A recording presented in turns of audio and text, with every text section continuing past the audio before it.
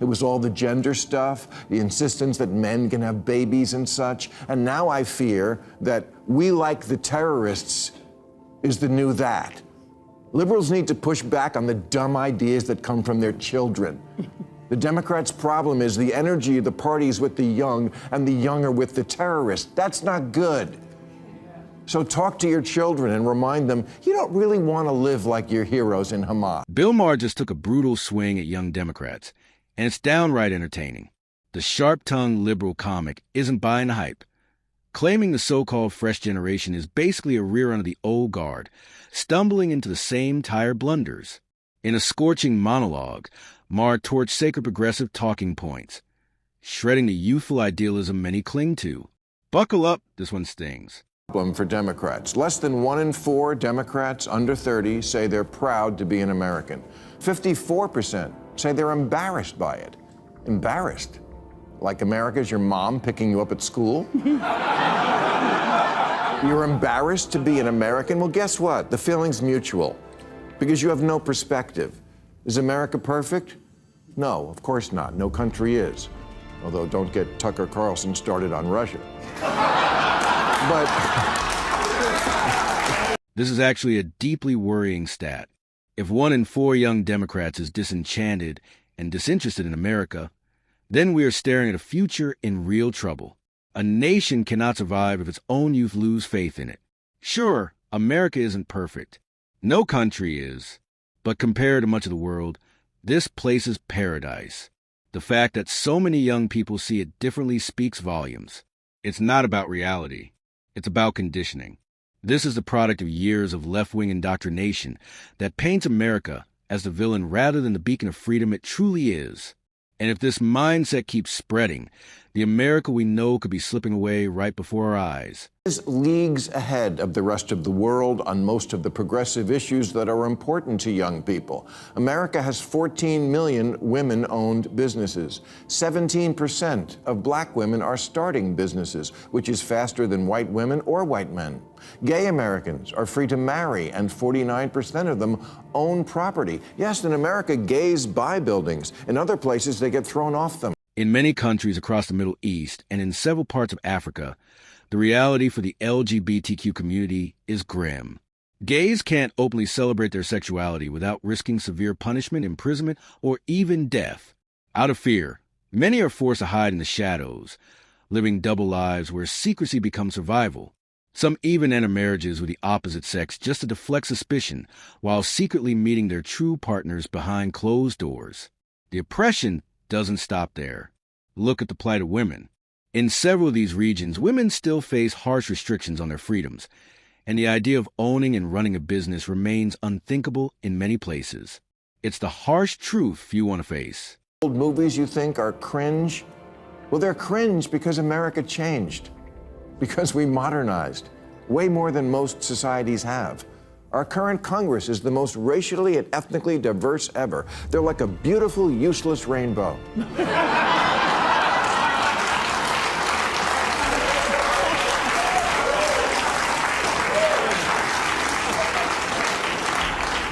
And we proudly live in a land where every TV commercial features a mixed-race couple, including the ones where it makes no sense.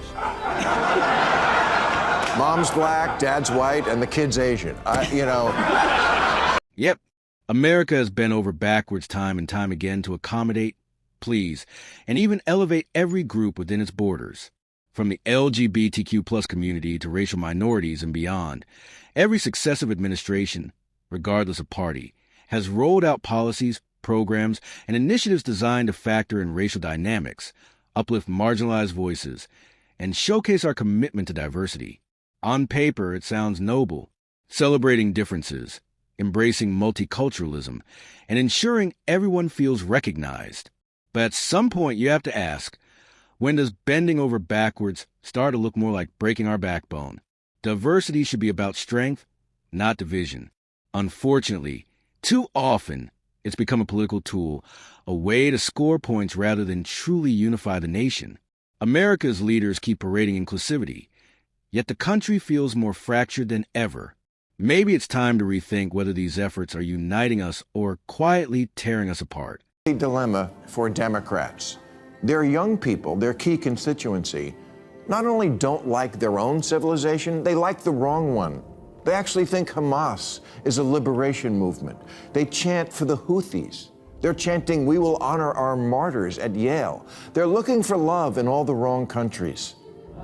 Someone needs to tell the kids that America is not the society where women basically have no rights, where there's zero freedom of religion and where dissent is punishable by death. Our democracy may be on life support, but we still have elections.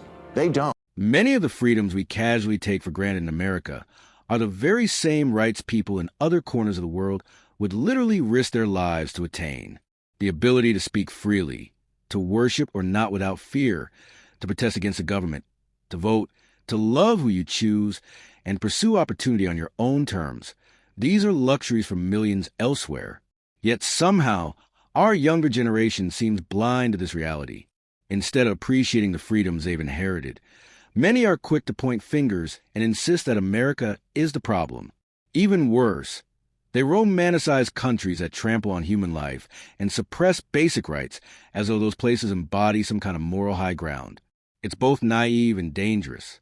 If we don't teach the next generation to value what we have, we risk losing the very freedoms that make America exceptional. This year, when an Irish rap group projected onto screens, "Fuck Israel, Free Palestine," got big applause.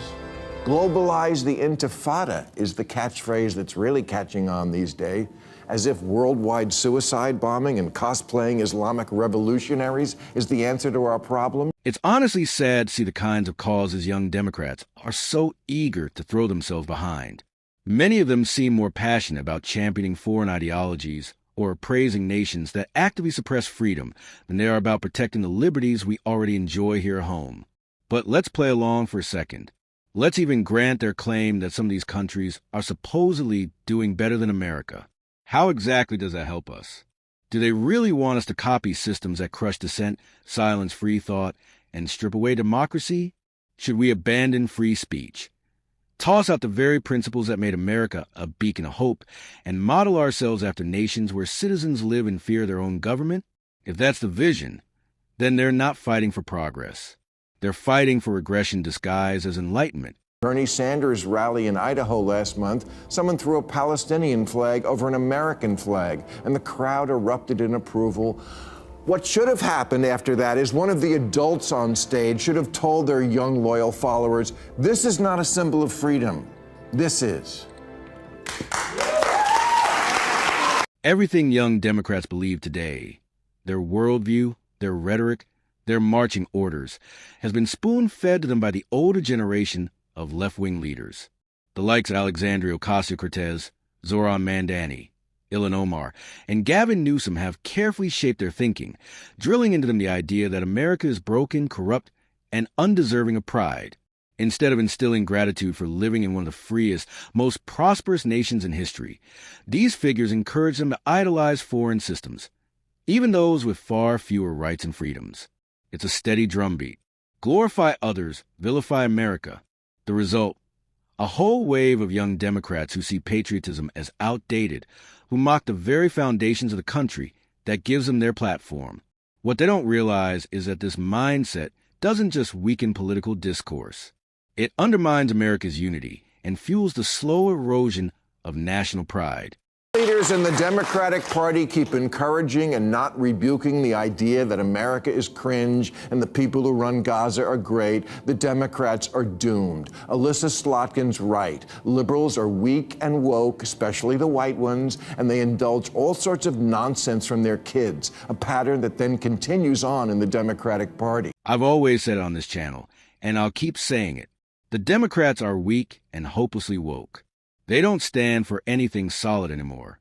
Instead of showing real leadership, they fold under pressure, bow into every radical demand, and pander to every group that screams the loudest. It's not strength. It's cowardice dressed up as progress. The party has become so consumed with pleasing the far left that it's lost touch with everyday Americans who just want common sense and stability. If Democrats could somehow find the willpower and courage to stand up to their own extremists, they might actually restore some credibility. They might even bring order back into their fractured party. And who knows, if they did that, they could possibly reclaim the White House. But as long as weakness and wokeness rule the day, the Democrats are setting themselves up for failure. It was all the gender stuff, the insistence that men can have babies and such. And now I fear that we like the terrorists is the new that. Liberals need to push back on the dumb ideas that come from their children. The Democrats' problem is the energy of the party is with the young and the young are with the terrorists. That's not good. So talk to your children and remind them you don't really want to live like your heroes in Hamas. Democrats need to wake up to a hard truth. If they want to return to the echelons of power and influence they once commanded, they must ditch the woke mob altogether, catering to every radical whim and listening to their loudest, most online supporters, often their own kids, has led them down a path of political self-destruction. The obsession with identity politics, cancel culture, and virtue signaling might win applause on social media, but it alienates everyday Americans who care more about real issues like jobs, security, and stability. Instead of letting their children who have been indoctrinated in woke ideology dictate the agenda, Democrats should start facing reality. The future of the party doesn't lie in caving to fringe, but in reconnecting with the center. If they don't course correct soon, the Democratic Party risks becoming a hollow echo chamber rather than a serious force in American politics. Your Grubhub, your freedom to bitch about America, that's all American stuff. You tell your phone you want a milkshake and a guy brings it to your house. Please, you couldn't survive a week living in Intifadaville.